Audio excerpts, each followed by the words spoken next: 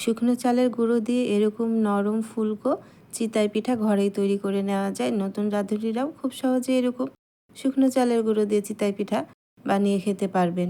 খুবই সহজে এই চিতই পিঠাটা তৈরি হয়ে যায়। আসসালামু আলাইকুম, কেমন আছেন সবাই?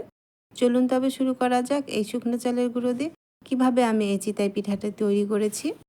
চিতই পিঠাটি তৈরি করার জন্য প্রথমে আমি এখানে নিয়ে নিয়েছি 2 কাপ শুকনো চালের গুঁড়ো। আর এখানে আমি শুকনো চালের গুঁড়োটাই নিয়েছি। 2 কাপ শুকনো চালের গুঁড়ো নিয়েছি আমি। আর এখানে আমি কুসুম গরম পানি দিয়েছি। স্বাদমতো লবণ দিয়ে খুব ভালো করে শুকনো উপকরণগুলো মিশিয়ে এখন আমি কুসুম গরম পানি দিয়ে একটি ডো তৈরি করে নেব। আর এখানে অবশ্যই গরম পানিটাই আপনাকে দিতে হবে। আর হাত দিয়ে এখন আমি খুব ভালো করে মথে নেব।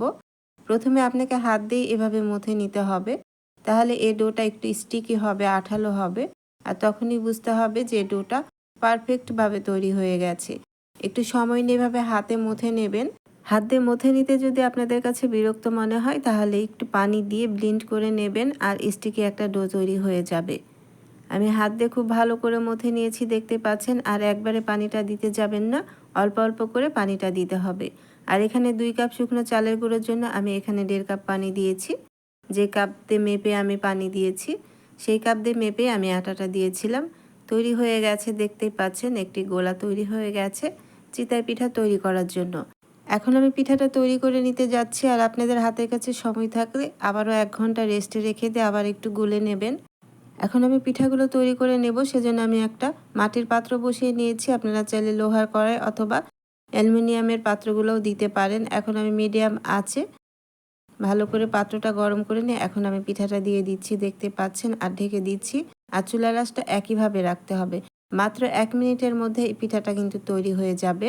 1 মিনিট পর আমি ঢাকনাটা উঠিয়ে নিয়েছি। মাশাআল্লাহ করে আমার পিঠাটা কতটা সুন্দর হয়েছে আর কতটা ফুলকো হয়েছে দেখে নিশ্চয়ই বুঝতে পাচ্ছেন।